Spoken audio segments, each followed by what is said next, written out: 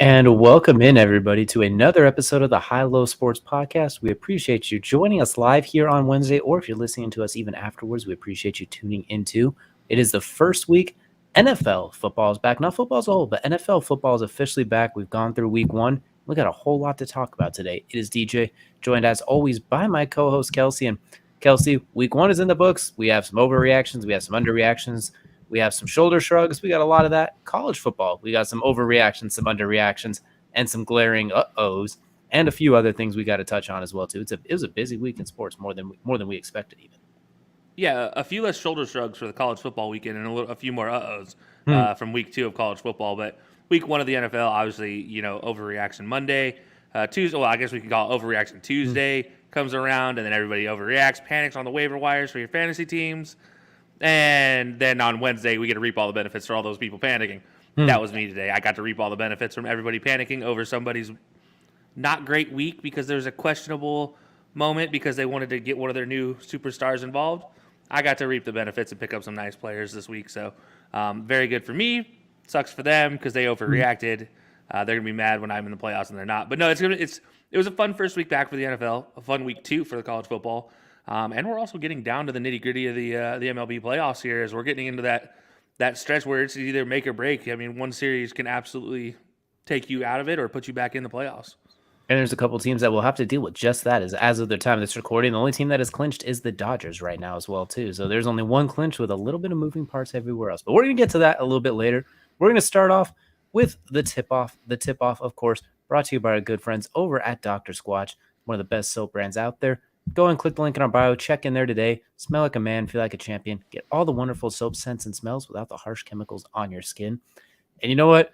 We're going to start on a bit of a questionable thing is how I'm going to word it as well, too. Not questionable about, like, what happened. It's more a question of why did it happen? How did it happen? What in the world?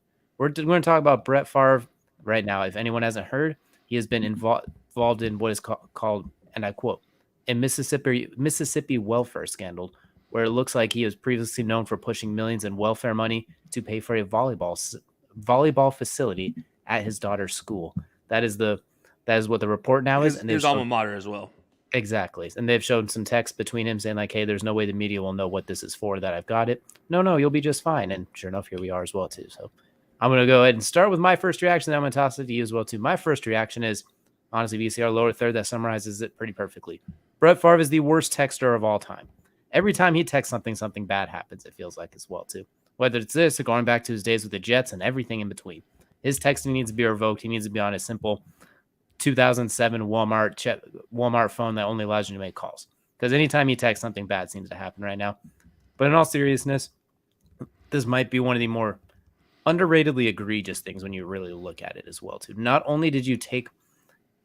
Brett Favre made $130+ million in salary. His Wrangler commercials alone make who knows how much, honestly. Plus all of his commercials and just his being Brett Favre. It's almost like a Kardashian at this point. You get paid just for the namesake, it might as well be.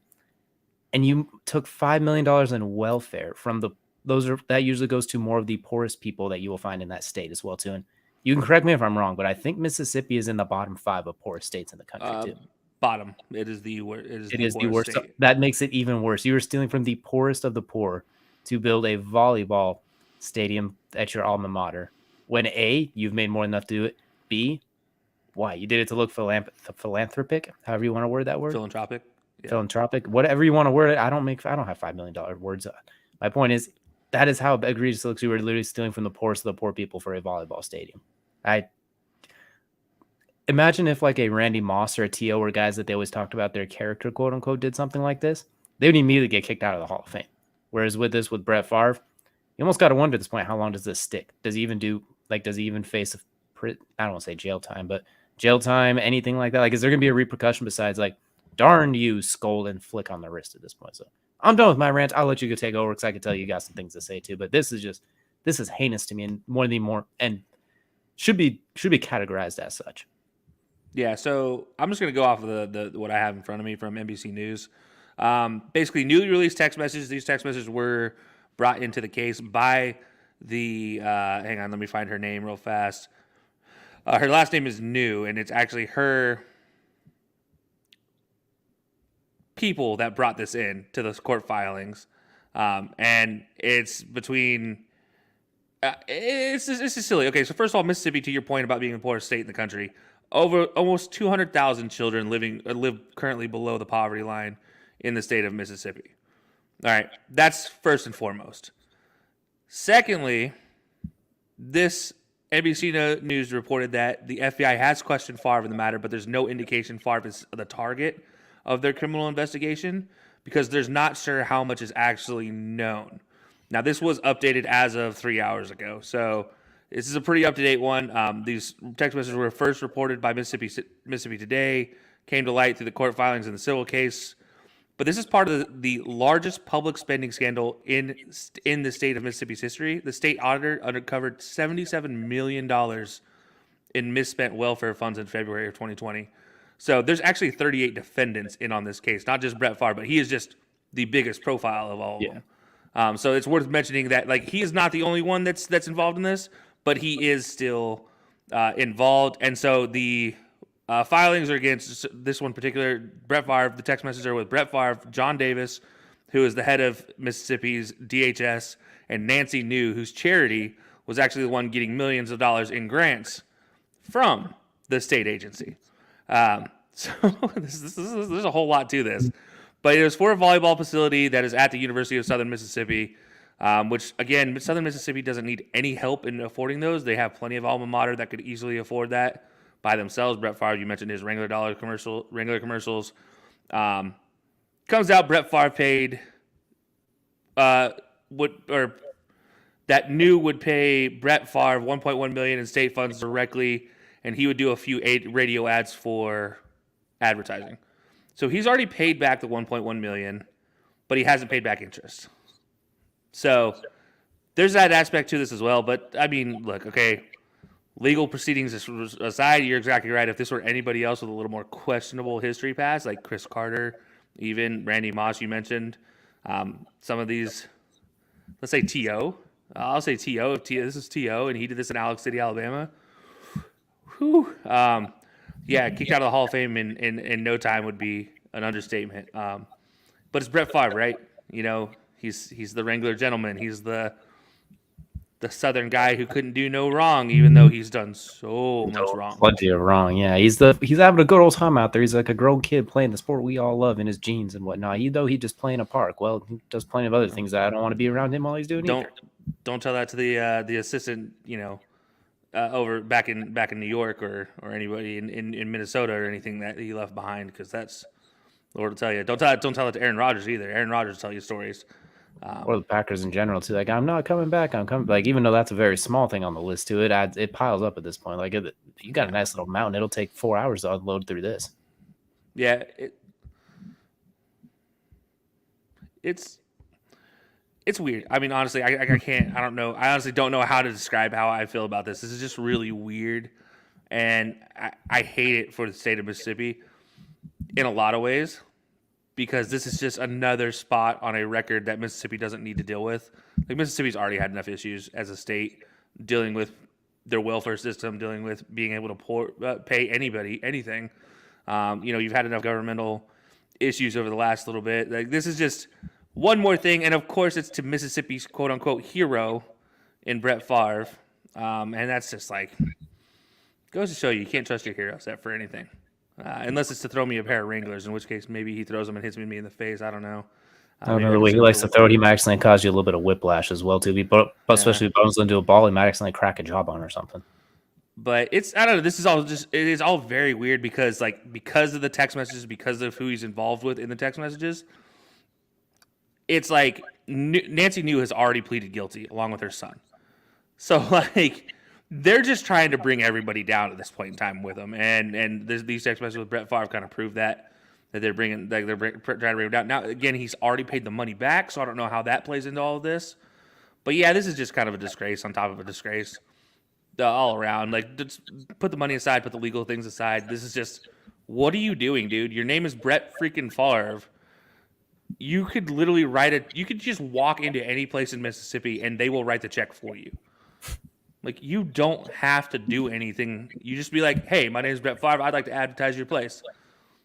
Done. How much do you want? $100,000? Here you go, Brett. My firstborn Done. child, it's yours.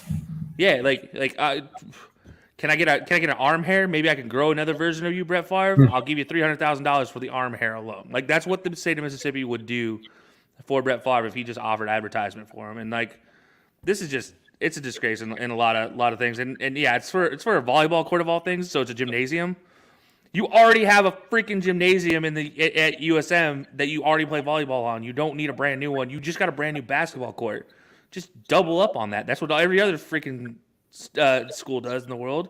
I mean, very few actually have dedicated volleyball courts, and if they do, usually it's to pull off the basketball court and put on a volleyball court on the same set because it's such a nice arena usually. Like Rupp Arena, Kentucky plays volleyball in Rupp Arena. Kentucky. They got money. I don't need to go any further than just talk about Kentucky, and they play volleyball in Rupp Arena. Like, yeah, and this is one of the comments we got. You know, it's just horrible for a volleyball court. You could have got that done just any other way. Exactly. I mean, it's absolutely horrible to think that you're taking this from people who actually needed it. I mean, in a state where they don't even have drinking water right now. Like, they are having drinking water issues on a large scale. Like, my goodness. I know this happened in 2020, but it's still, like, come on, guys. Like, this has been I have lots of actual choice words I want to say, but I'm trying to play the benefit of the doubt here that maybe he didn't know and he's already paid back the money for the advertising. Maybe it was a genuine, I don't believe it by any means. Where there's smoke, there's fire. But you know what? The way... And even if you paid it back, you still took it nonetheless. Like it. Yeah, like it's so hard to be like, I want to be like, oh, he paid it back. No, dude, you still screwed up, and you took money out of 200,000 kids' mouths. You took school lunches out of all these children's mouths for a freaking volleyball court. That they already have a volleyball court that is built within the last 20 years. These kids have no food, and you're taking that opportunity away from them to have food. It's another dark day in a long history of underratedly dark days that nobody really likes to talk about as well too. And hopefully this gets figured out soon, and hopefully somehow, some way, financially, that money's able to go back into the state, basically. But I don't know how. Hopefully it's not too late. I don't even know if I trust the state of Mississippi anymore. No, Your head of the DHS was doing somebody else ahead of that just takes over and is like, all right, this literally they can sit on this. I will volunteer sit on the sidewalk and just hand the money to you. Just give me a Brinks truck and we'll go from there. Look, can I go ahead and recommend we pull out Michael Oher and the Manning family and just let them sit out there in Mississippi, hand out all the money they need to hand out, because look, the Manning family, whether anybody wants to admit it or not, outside of Peyton, they are Mississippi's love. They are the true Mississippi wonder kids. So you know what? Just let them be the ones that go hand it out. Like I think that's like, I don't know, man. This is just. Patrick Willis can go be the bodyguard too. Mississippi has its own issues. Like they have their own problems. They like growing up in Alabama. You always like everybody wants to take a crap on Alabama. Well, don't worry, Alabama had Mississippi to take a crap on. And now it's at the point where you almost feel bad for like making fun of them, because it's just. That state just can't get out of its own way for progress. 100%. It's embarrassing. It's very disappointing, and then of course crosses over into the sports world on top of it, which is a disappointing light on the sports world as well. But just because we have this one dark spot doesn't mean there wasn't a whole lot of light and interesting spots that took over in this past weekend as well too. And that's going to transition us into Kelsey's second favorite part of every single show. That is our main event. The main event, of course, brought to you by our friends over at In the Clutch Apparel. Click the link in our bio, use code HILOSPORTS, get yourself 15% off on some high-quality sporting apparel that you won't find necessarily anywhere else today as well, too. Some high-quality choices in there, and it's time. We're gonna turn things to a brighter page. We're turning the page. We're looking at a bright spot, and my goodness, what a first week of the NFL and a second week of college football as well, too. It was a very, very active week. We're going to talk about a few different games here, some things that stuck out to us, some things that followed up. So, Kelsey, we're going to let you go first. We'll go back and forth. Go ahead and pick a game, pick a situation, pick something that happened last week, and we'll go and talk about it. Yeah, I want to start with the college football weekend. Mostly, I want to talk about this Texas A&M and Appalachian State game. And, oh, my God, Appalachian State, ladies and gentlemen, we have ourselves a possible Cinderella coming through in this season.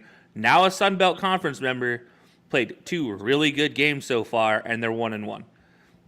Beat Texas A&M. Beat Texas A&M. Beat Texas A&M in Kyle Field, home of the 12th man, they beat a top 10 rated Texas A&M. I can't get over this fact. They held them up to 14 points. Appalachian State putting up 17, led by Chase Bryce, who is the former, everybody wants to talk about it, former Clemson guy, left because of, well, he was just never going to play there because of everybody in front of him. Kelly Bryant at the time was the guy ahead of him. But look, this Appalachian State team is played fantastic so far this year. Yeah, they're 1-1, but this just adds to what App State has done in our lifetime since the early 2000s of just upsetting big teams. You know, they go on record of like they've only beat 5 top 25 or 5 top 5 teams ever in their history, right? One of them just happens to be Michigan. The other just happens to be Texas A&M, or sorry, top 10 team in the nation. The other just happens to be, Texas A&M now. It's like, well, here's a feather for your cap, sirs. Like, this is absolutely fantastic to watch. Everything about this game was awesome. I mean, it's what college football is about. It's why I want to see expanded playoffs. It's why I want to see why I love the NIL deal so much is because you'll get these 3-4-star kids that will go to an Appalachian State that'll get supported by fans of Appalachian State to stay there, and they'll play better than a 5-star recruit who's at Alabama just because Alabama. Passion and drive is what drives a lot of these college football programs. It's not always just about talent, and we saw that on full display in that game in App State versus A&M. Like, there's no reason. A&M has the number 1 recruiting class, number 1 earners in the NIL this year going into the season. One of the quote-unquote best quarterback coaches in the world, and I'll keep saying this, Jimbo Fisher is a garbage quarterback whisperer. Stop telling me he is. He is not. He is trash. This just proves it continuously. Kellen Mond getting cut proves it continuously. Like, this is, anyways, Texas A&M losing to App State. I'm really giddy about this one. This one was absolutely fantastic to see on the scoreboard, and some people might not even seen it because they were too busy watching that Texas and Bama game. But this one was, probably my favorite of the weekend for sure. Reel mine in a little bit as well too on that one. I have a little bit less passion about it because I didn't think A&M was that good. I thought they were overrated. I thought they were a top 25 team, which means it's awesome that Appalachian State beat a top 25 team. The fact that A&M was number 6 because of the recruiting class, that probably isn't necessarily even going to see a lot of time this year. We're not going to see them as that top recruiting class this year. I was like, it was only a matter of time. I feel like they're still going to lose another 2 games this year too. I think A&M's a top 25 team. That doesn't take away from the fact Appalachian State pulling it off yet again in our lifetime is absolutely incredible. That is to take nothing away from them. I'm just excited that A&M, it feels like bringing back down to earth a little bit. I feel like they got pushed a little bit too far ahead because, well, everybody wants them to be good, I guess. I don't know the reasoning, but it is a fantastic upset. Also, what's crazy is you paid them $1.5 million so that they would play you, and then they beat you in your own field as well, too. So you paid them $1.5 million to pull off or what might be the biggest upset of the season on you, which just makes it that much sweeter. And on top of that, just going to continue the upset trend. Notre Dame getting upset this year as well, too. They paid, I believe it was at $1.2 million to their opponent who came in and smacked them up as well, too. So little school is getting a big payday to go put some big upsets in. I feel for Marcus Freeman in that, though, as well, too. I think he's going to be a really good coach, but he's 0-3 so far to start, even going back to last year as well, too. So that's kind of a rough start for him as well, too, the way Kelly went out and just the turnover of talent, that sort of thing. He's gonna take some time. So Notre Dame fans, I'm sorry you were overrated to start this year. Defensively, you're really good, but offensively, you're inept, and defensively, you still do lack. You're well coached in a good spot. You just kind of lack those dynamic playmakers. You don't have the Kyle Hamiltons, the Harrison Smiths, guys like that, Manti Te'o when he was there, Jalen Smith, guys you've had in the last 10, 15 years in those areas on defense and make plays. So Notre Dame, you'll be fine. It's going to suck this year. I'm sorry. It's probably going to suck this year. You can win out, and it still sucks this year. So it's already over. But really recapping our FBS recap as well, too. You mentioned it. Texas and Alabama. Who saw this one coming besides, well, kind of me last week when we were talking about it on the show leading into it. But I didn't see it going like this either. I don't know if you saw it 20-19 on this one. That was a little I didn't wild. see the starting quarterback going down and then the backup being on one leg and still almost pulling it off on top of it. Yeah, that was, look, Houston Card. Bravo to you. Or sorry, Houston Card. Sorry, my apologies. Fantastic job coming in relief of Quinn Ewers. And Quinn Ewers, first of all, while he was in the game, showed why he was the number one recruit 2 years ago, why he was that dude, why he was so highly sought of when he transferred from Ohio State as well. This is why he transferred back to Texas. He wanted to bring Texas back to being back, if you will. I hate saying that phrase because it just makes me cringe. It's almost like saying the RT words for Alabama. It's just, they all make me cringe. But you saw that from Quinn Ewers there. Houston Card came in, and you were just like, oh, okay, well, dang, all right. And then Bijan Robinson doesn't really get to play the whole game because, well, coming back from being behind, but also he got dinged up a little bit here in the game, and so you didn't see a full Bijan Robinson either. And that team kind of just rallied up and kind of just, you know what, fine, if we can't beat them offensively, we're going to try to shut them down defensively. And they did a fantastic job through 3 quarters and 10 minutes of that game of shutting down Alabama's offense. I'd say 2 quarters and 10 minutes of that game from when Quinn Ewers went down to when they finally Alabama finally broke through in the fourth quarter. But it took a very special effort from Bryce Young with 1:30 to go to really just like pull this one out. Because I mean, the kids are reigning Heisman for a reason, but man, it took something special, and it took a bailout. Like I still go back. There was a play in the third quarter where it should have been a safety, or it should have been intentional grounding in the end zone. Neither got called. They ended up calling it a punt, a fourth down, and then it was a punt, and then it just led to a punt from Texas, and a poor situation there. So it should have been the extra 2 points. That 2 point goes on the board for Texas. This is a much different game in that situation. You have the momentum rolling as well. Then you have the safety punt afterwards. Who knows what would have happened with that? But yeah, I mean, this, maybe a questionable play call here and there, maybe a questionable call by the refs here and there. Overall, not a bad game, but, 1 or 2 decisions go a different way, and Alabama could have been well on their way to their first loss. And, got to say, this was not the week I expected Alabama to be a possible upset nominee. Not at all as well, too. And I think we talked about Jimbo Fisher, not the quarterback whisperer. Steve Sarkisian, he has a case as being a quarterback, not a guru necessarily, but by college football standards, he might be a quarterback guru as well, too. And if Quinn Ewers doesn't go down, I think they win that game, honestly. And I think you see why Arch Manning, maybe there's a reason. He's like, you know what? There's something there. And I'm not saying Texas is back either. I'm not pulling that. But yeah, I'm not going there yet. But I'm saying if they win out and win the Big 12, like they can win, that's a lot. That's a big task. You got a lot of top 10, top 15 caliber teams to go through still with Baylor, Oklahoma State, Oklahoma, etc. Let's hypothetically say they win out. I think they're in the playoff. I don't think when your one loss is by 1 point to Alabama with a backup hobbled quarterback, it's going to be hard to keep them out, honestly. Hell, they could be a 2-loss team and still win the Big 12, assuming there's not like somebody else that surprises us outside of Ohio State, Georgia, and Alabama. Assuming there's not like a different fourth team that like USC doesn't go undefeated and impress, as long as there's nothing like that, you know what I mean? But which they look pretty good, but they haven't. We'll wait on them. We're going to hold reservations on that one. We'll hold some reservations on them, but I'm looking forward to seeing what Texas does throughout the rest of the season, which I haven't said that in a very long time. It kind of feels weird to say. I'm not going to lie. It feels really weird to say. It does. It does feel kind of odd. But other than that, I mean, the rest of the weekend for the FBS kind of went as expected. No real crazy upsets. The biggest one, obviously, Kentucky beating Florida. Outside of that, as far as a top 25 matchup, a great game, but I think we all kind of expected Florida was a little bit overrated. Maybe not that overrated, but I personally felt like Kentucky handling Florida was a strong possibility, and I've said so in every pick'em. So I got that one right. Maybe a little surprising for those that have never watched Will Levis and only know him for sticking mayo in his coffee, but that mayo gives him a little extra punch come game day. So that's all I'm going to say about that. Evidently, but yeah, it's this week at FBS was very interesting, but we have some more games for FBS coming up in week 3. This is going to be very interesting. Penn State, Auburn, kind of the number one looking on the docket so far as what's going to be a competitive game. So very interesting to watch that one coming up. But yeah, that kind of does it for the FBS, for week 2 of college football recap. There wasn't really any other big games that really stood out.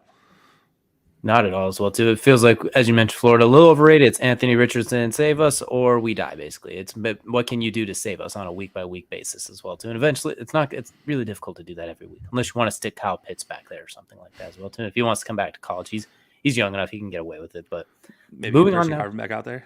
Yeah, just bring back the 2008 Gators and see what kind of trouble we can get into with that one.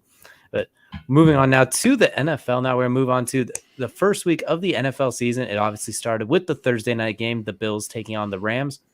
My goodness, did the Bills, they look like that Super Bowl contender that everybody thought they'd be. We talked a lot about this on our 4th and 4 show. Go ahead and check that out as well, too, if you haven't got a chance to. We went in depth with our friends Zach and Jim as well, too. Check that out every week as well, too, leading into your NFL coverage. We got you covered there. And you can see some of our blasphemous picks here and there as well, too, and some high-quality betting advice. But the first game I want to take a look at from looking at Sunday, I'm going to go to Chicago. And the monsoon mess that they played in there as well, too, where the water was literally looked like a bowl of Jell-O, is how the water was stacked up on the field at one point. Justin Fields, Trey Lance, two young, what most people think very talented ascending quarterbacks, one in a terrible situation, one in a great situation, but we have no idea what to expect. And I have nothing. My reaction to it is nothing on Trey Lance. I take nothing from that game because you can't judge a quarterback's first start in 2 years in that weather. I can't really.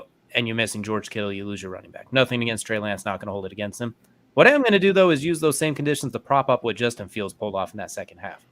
Throwing 2 long touchdowns, extending the plays nonstop with Bosa and Armstead. All those guys relentlessly in his face with what we agree is a bad offensive line. It is wet tissue paper in a monsoon at this point. And Justin Fields just pulled off a lot of heroics, keeping the offense moving and the defense from the Bears as well, too. There's a lot of talk they could be the worst roster in the league and get Justin Fields out of there, all of that, which I kind of lead a lot of that talk, so I don't want Justin Fields to die again.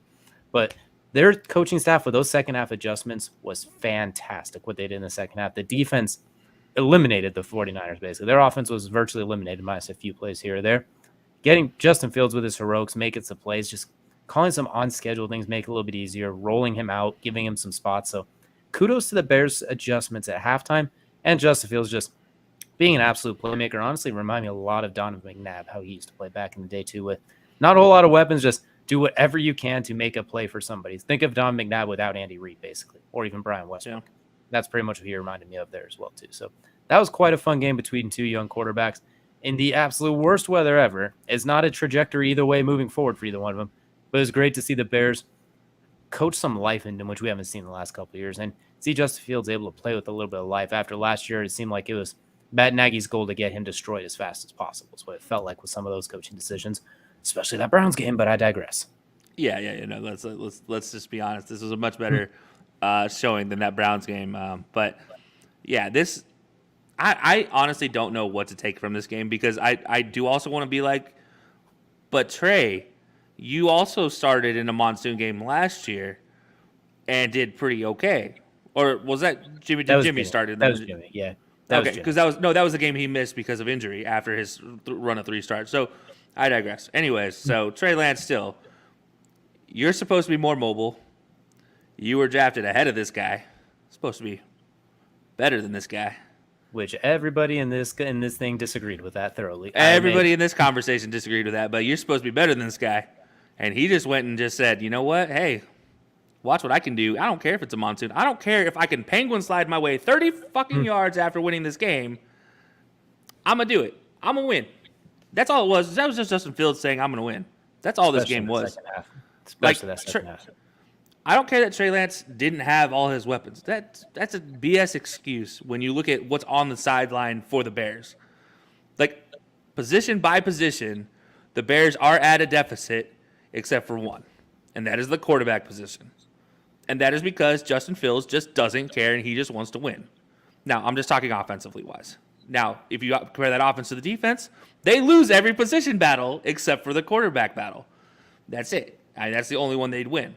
And it just goes to show you what having a smart mobile quarterback who has experience can do for you. Like, yeah, Justin Fields has been running for his life since he walked into the NFL. Well, guess what? Now he gets to run for his life and be successful at it after having the experience of 1 year. This whole Jimmy G flip-flop last year thing with Trey Lance is going to be what you're going to experience all season long with Trey Lance. I feel like this just kind of goes to reinforce my Trey Lance still wasn't ready. You still should have gone with Jimmy G conversation.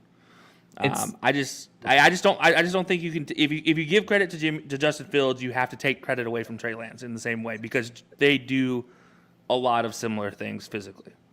I give them the slight benefit out because if they both sucked, I wouldn't have held it against either one of them. That was my thought. And With Trey Lance, you haven't started a game in how long now? Like you played one game in college, then you sat basically the full year. I mean, you got some spot duty last year here and there, but not a whole lot of preparation. And then you get your first game, and this is what you get into. Like, Well, I expect Trey Lance he to started. He struggle. started last season. That's what I'm saying. It was spot duty though. Like when he in those games he did play, that he was ran quarterback draws every single play. Like they did nothing to let him do anything, and it was against Seattle. Then he got hurt.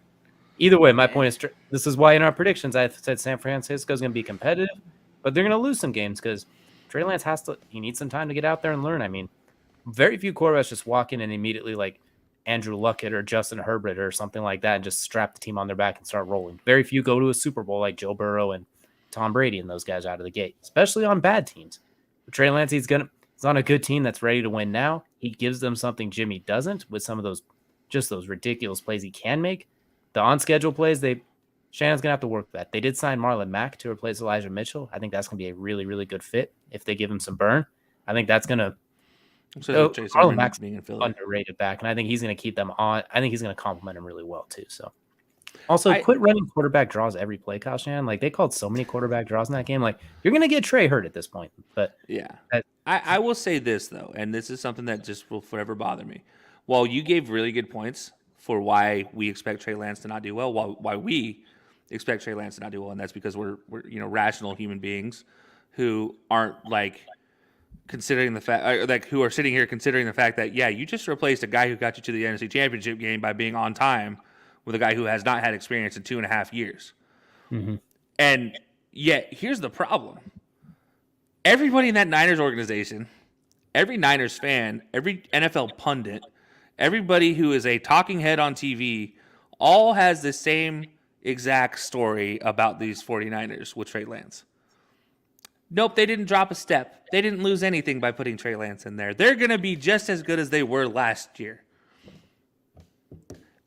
I don't believe it, and any rational being should not believe it, but yet here's where we are. And like, if that's the storyline they want to write for themselves, then that's what I have to go off of. And if that's the storyline they want to write, then I'm going to be harsh about it. And I'm going to be like, you guys just threw this kid out here to suck for week 1. You're going to throw him out here week 2 to suck. And you're going to keep sucking until you put Jimmy G in. And then you're going to piss off your first-round pick because you told him it was his team. And then you keep flip-flopping him because his performance wasn't good enough. But you put him in the position for his performance to be shitty. So this is the thing that's going to kill the 49ers this season that I've been preaching all offseason, is they're going to end up flip-flopping again, just like they did last year at one point in time before Trey Lance got hurt. And they're going to end up being detrimental to the growth of Trey Lance, but also to this ability for this team to get to the playoffs and to do anything successful. This team is built to win right now. You're absolutely right. They have all the pieces. They're all ready to be played. The problem is you wanted to reset the entire board by putting a brand new quarterback out there, but you refuse to acknowledge the fact that you reset the board by putting a brand new quarterback out there.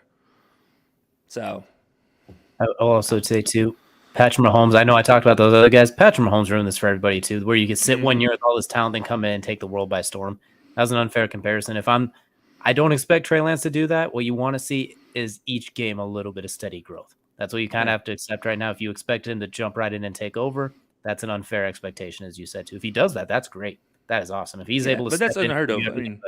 That's unfair to stick that on the kid's shoulders when he was inexperienced coming out, and now it's sitting the year, but also being hurt during the year. Like I think we're going to see the best Trey Lance possible that we'll see, but not this year. I think that this is a progression thing. Like maybe next year, if everything's intact, look out for those 49ers. But this year, dangerous. But I just worry he's going to get that stunt, almost that stunted growth because they're not going to stick with him. And this is the problem. You committed to him, and so now you re-signing Jimmy G just creates all this other issue that I don't know, man. It's kind of silly, but this is for all the good benefit, the good things the San Francisco organization did when they first got together, John Lynch and this entire staff. I feel like this offseason really set them backwards completely, and I think we're going to start seeing that week in and week out. Because as you said, I think we'd love to see growth from week in and week out, but you can't see growth in somebody when you're telling him he has to win now, and he's trying to put that pressure on himself, and you're not going to see that the best Trey Lance every week. You're going to see a pressurized Trey Lance, and that never is good for anybody growing.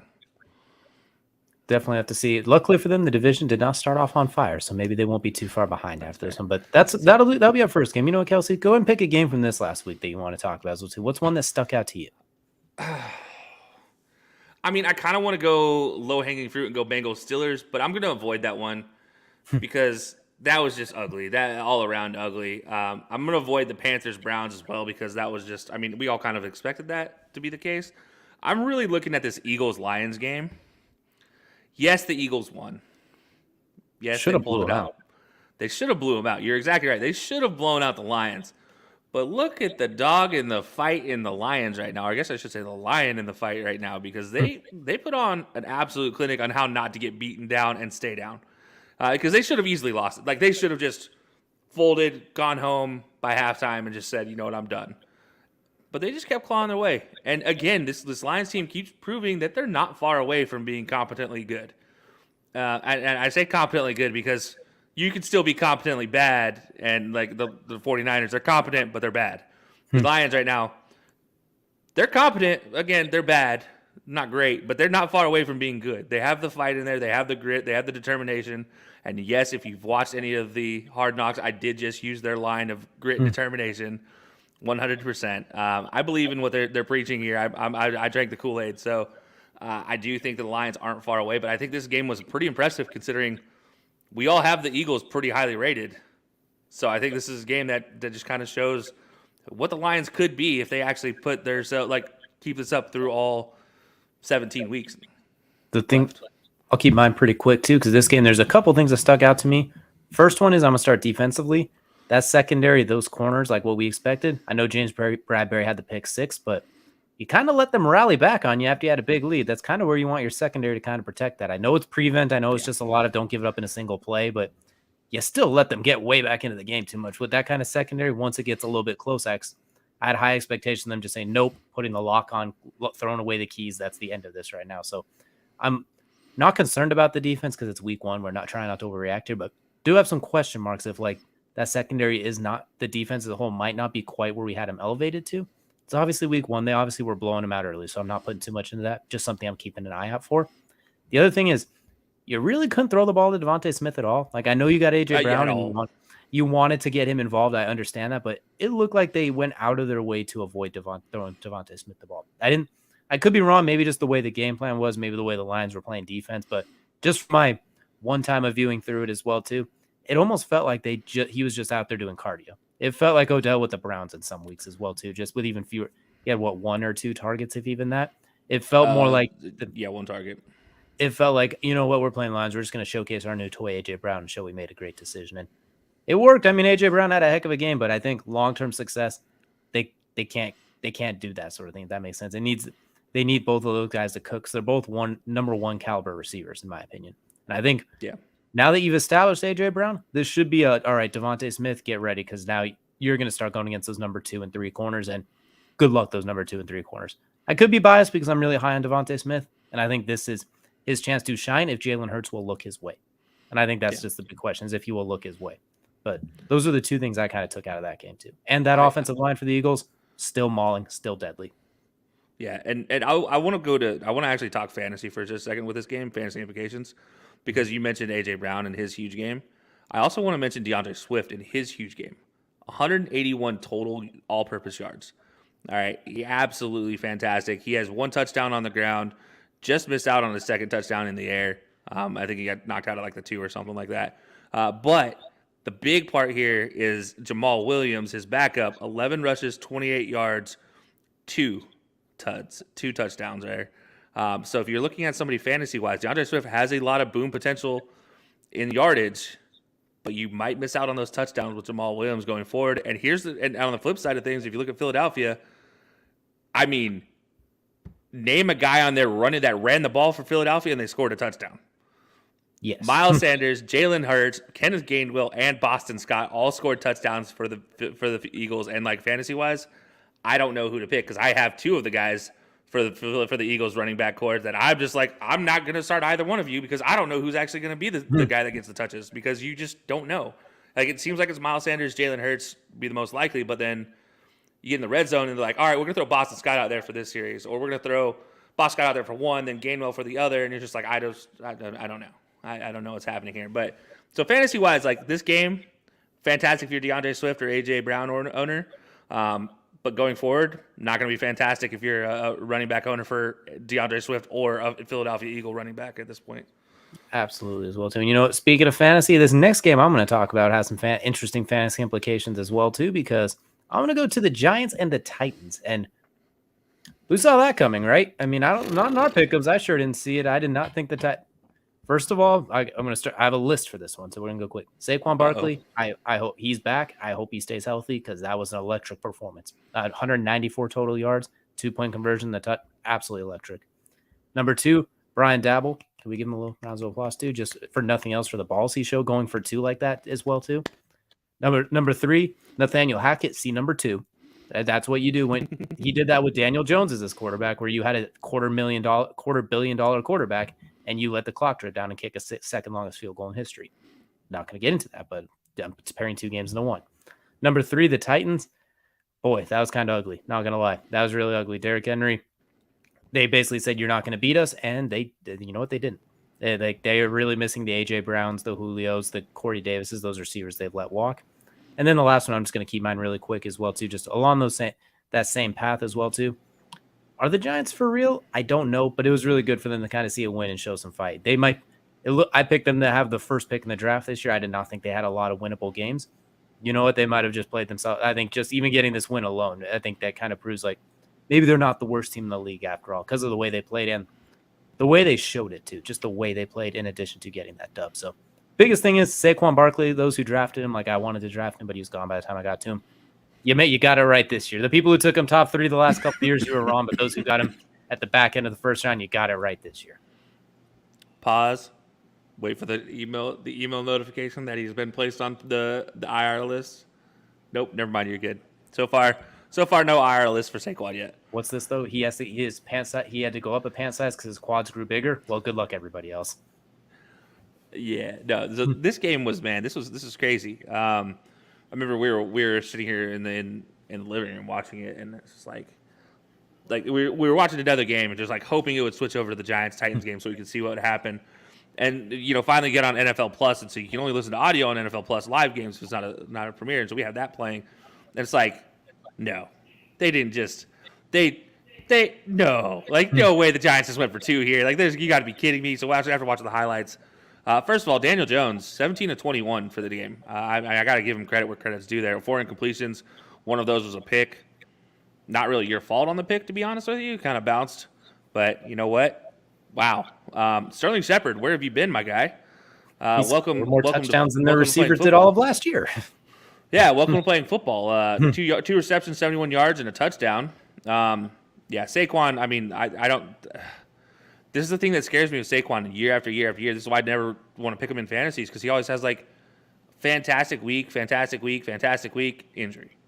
I'm like, I don't like that he starts out with 190 plus all-purpose yards because now I'm like, when's the injury coming? How soon are we going to expect this injury from Saquon? Because he's putting up absolute insane computer games numbers, and it feels like it's only a matter of time. But then on the flip side, if I'm looking at Tennessee, this feels like the Tennessee where Kenny Britt was their number 1 receiver. If anybody remembers Kenny Britt as their number 1, this is what it reminds me of. But except for your number 1 receiver is I don't know who his name. His name is Kyle Phillips. I don't know who this guy is. I don't know where he's from. I don't know what he's done in his career other than be a perennial backup. Like Treylon Burks, 3 receptions, 55 yards. Where's this number 1 superstar you were talking about that I told you guys was not going to be a great player in the NFL? Where's that guy? Oh, wait, by the way, he's still a good number 2 receiver, but he's not going to live up to that. He's the next Deebo Samuel bullcrap everybody was spouting. Like, stop it. Stop it now. Bobby Trees, 1 catch, 13 yards. Jeff Swaim, 3 catches, 19 yards. Cody Hollister, another tight end, 1 reception, 22 yards. Dontrell Hilliard, your running back, 3 receptions, 61 yards, 2 touchdowns. That's your most successful receiver, not named Kyle Phillips. Your running back. This feels like the old days. It just doesn't. This doesn't bode well for Tennessee going forward this season. I'd like to go back and rehash my pick with Tennessee and maybe pick them 3rd in the division with what I'm looking at right now. I will say I did pick up Kyle Phillips in fantasy because of the amount of targets he was getting as well too. And I think that's going to continue because a lot of people liked him coming out of college and they thought it was a really good pick. I didn't know as much about him. I'd heard a little bit, but I think it's a pretty good pick too. So that'll do it for this game. Now, give us your last NFL game you want to talk about from this last weekend before we get into our Thursday night prediction. Yeah, so last one I want to talk about. Man, I don't want to talk about it. Who am I kidding? I want to talk about it. It's the Seahawks and the Broncos, baby. I loved everything about this game. Nitty gritty, down to the wire.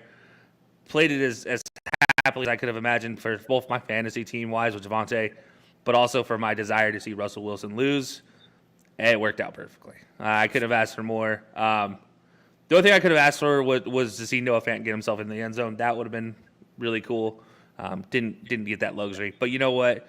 I got to see Geno Smith pull off what Russ should have been doing his entire career, and scrambling up in the pocket, dumping it off to his tight end, so his tight end can go scramble for 35 yards for a touchdown. That was fantastic to watch. And the support Seattle fans had for Geno, a guy who's been much maligned by many people all across the United States, saying he is trash, he is washed, he's this, he's that, and I'll still stand by the statement. He's a guy who has not really gotten a fair treatment. Let's not forget, he started as a Jet. No guy who starts for the Jets at any point in time in their career, other than Vinny Testaverde in the last 20 years and Chad Pennington, can you say could ever had a fair shot at a career? And even those guys probably. Mark Sanchez. I didn't say he made the most of it, but it was a fair shot. He didn't deserve a fair shot. He deserved as much as he was given. Like, Geno Smith actually deserved a fair chance coming out of college. He didn't deserve to be thrown into that crap pond of the Jets quarterback core.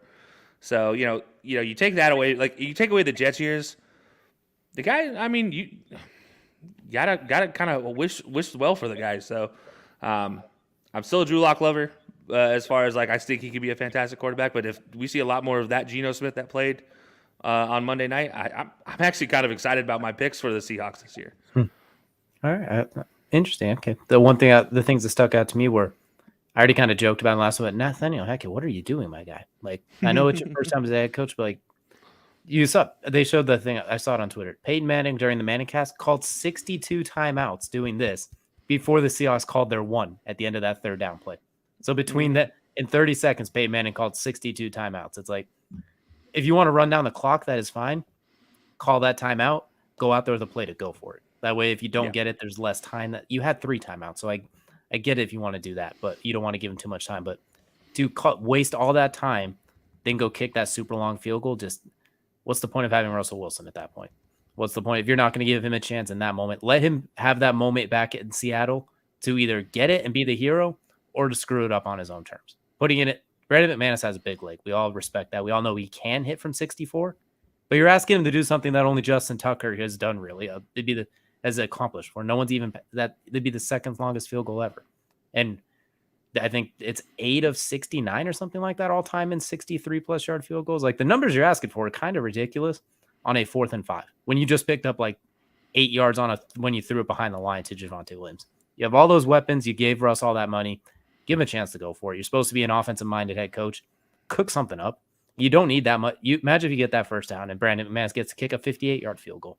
Well, you felt comfortable with 64. Imagine how comfortable you feel at 58. Like, it's just, that is, I'm not gonna say like the worst coaching decision ever because we can go on and on about that, but just boneheaded, I guess. It's like, if he's not on I'm not gonna say he's on a hot seat, but 4 quarters in his career, there's a little bit of steam coming off that seat already. That might be the fastest steam I've ever seen at this point. So that's one that stuck out to me. And 2, the goal line situations. What are you? If you want to run the ball, that's fine. But shotgun runs and sticking it to Melvin Gordon the first time, your scat back, and then Javonte Williams when your right guard gets absolutely obliterated into him. If you have Russell Wilson there, you don't want to throw it with him on the goal line, get under center and run it right up the gut. That way your running back gets ahead of steam and can go forward.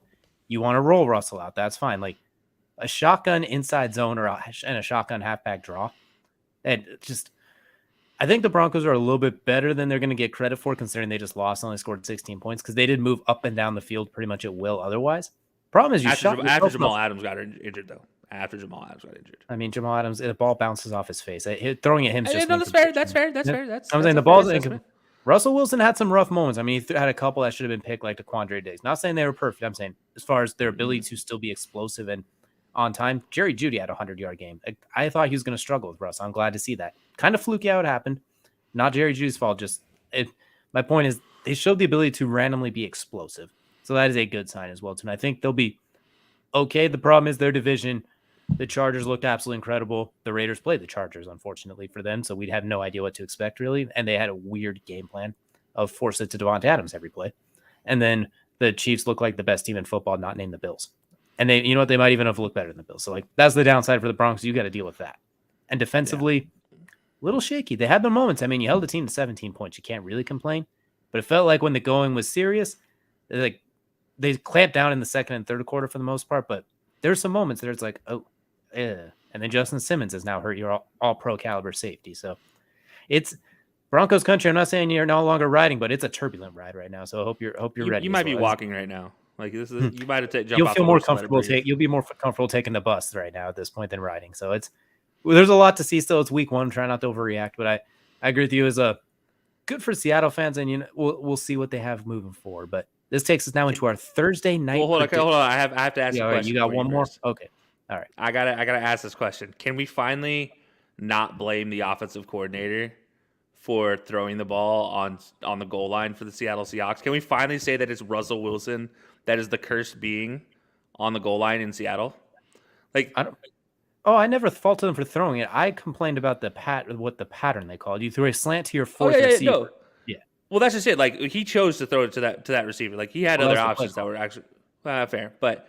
It was literally just him running a slant. Can we finally put this on Russell Wilson, though? Because, like, how many attempts do you need from the goal line to not fumble, somehow throw a pick, or turn the ball over? Like, how many more attempts do you need to score any points?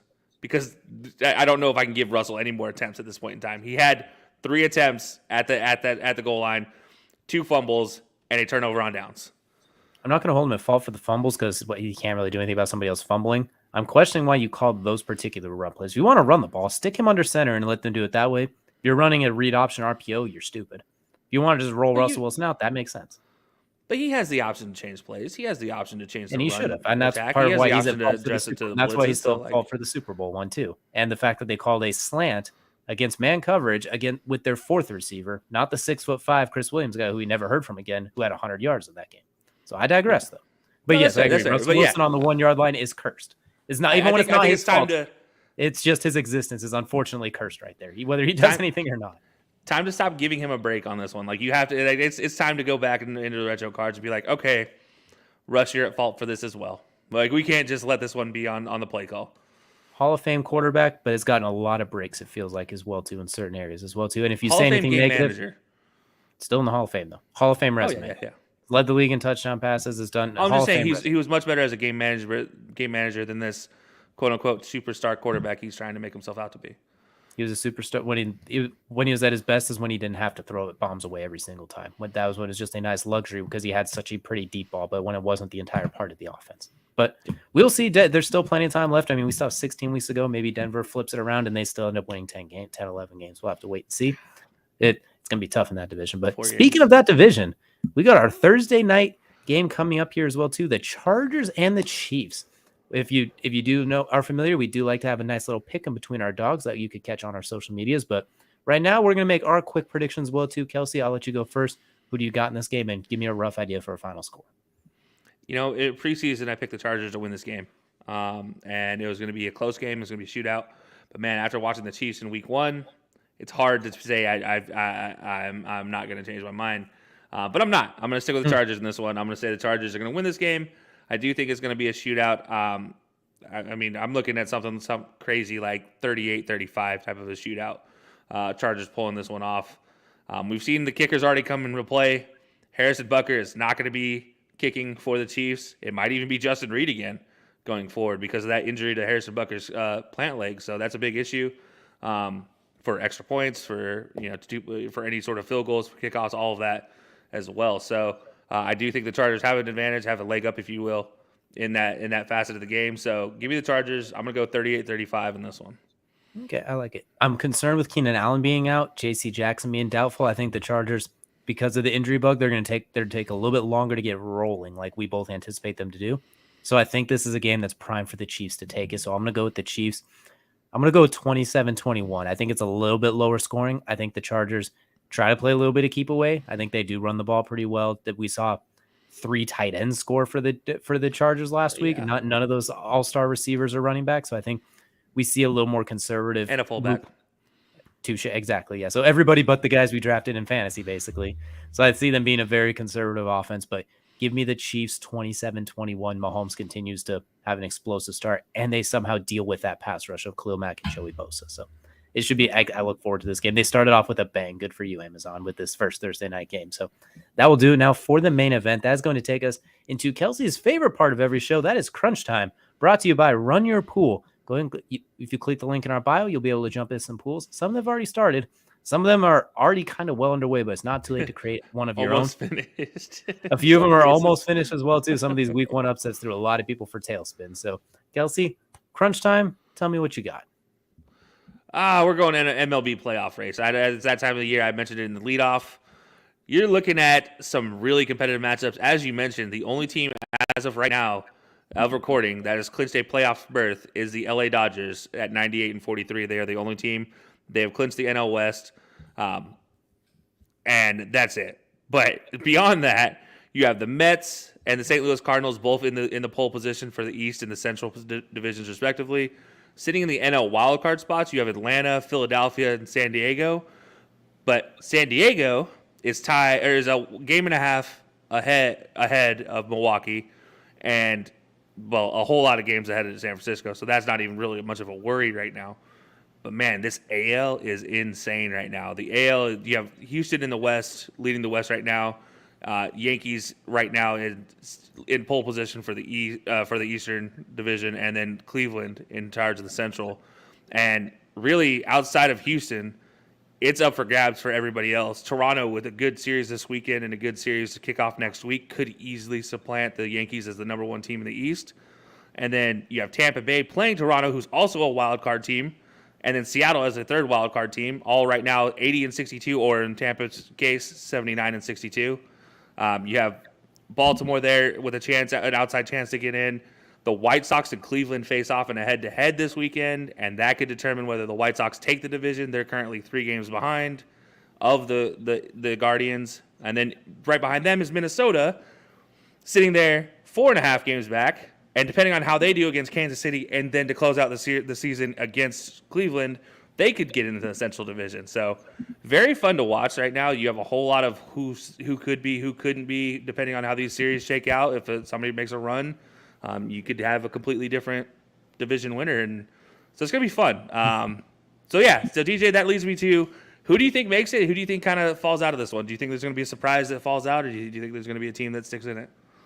It's tough, too, because when you kind of look at the AL, it's so close. But if so many of those teams feel like they're going to get in, the big question feels like it is going to be the Guardians, White Sox. How does that play out? Because if the White Sox run this next series, oh boy, the palms get real sweaty. The Guardians win this series, they pretty much clinch. So I think the AL is very interesting there. If I had to pick a team that doesn't hold on or a team that falls out, that's tough. I think I'd go with the Rays, though, because the Rays are kind of on a bit of a losing streak here. I think they've lost, 3 of the last 4 of the last 5, something like that. They've fallen down a little bit spot, and the Blue Jays have made up some ground, and they'll still probably make it. But if I had to guess, they could drop down even behind the Mariners, and maybe somebody else making a catch-up spot for them as well, too. So if I had to pick from the AL, that's where I'm looking. For the NL, yeah, that's even tougher, honestly. I don't really think there's a lot of change in the NL. I think San Diego's the most likely one because it's not too far ahead, but they have so much star power, even with Tatis being out. There's too much star power. I think they find a way to get in because, with that kind of firepower they have, you just have to get in. And I think they know that. So this is where it, quote unquote, ramps up into playoff mode for them. And I think they find a way to get in. So from the NL, I don't think anything changes the AL. I think the Rays are the team that might slip out if I had to pick one. I'm gonna say that I'm agree with you on the NL. I don't think there's gonna be anybody that really slips out. I think the only one that does have a chance to slip out might be St. Louis in that Central, because they are head to head against Milwaukee this weekend. And if Milwaukee is able to take this 4-game series and then take maybe 2 games out from the next series, and St. Louis happens to drop 2, they're right there. It's a whole lot of ifs. But in the AL, I'm looking at Cleveland right now, and I am not comfortable if I'm a Guardians fan. Because, like I said, you go head-to-head against the White Sox this weekend, and then next week, to end the season, you end against Minnesota. And both teams, 6 games back is Minnesota. 3 games back are the White Sox. So it's a not comfortable lead in the Central for the Guardians. They're on a 6-game win streak. They've played well up to this point, but it is going to be a terrifying close of the season for them.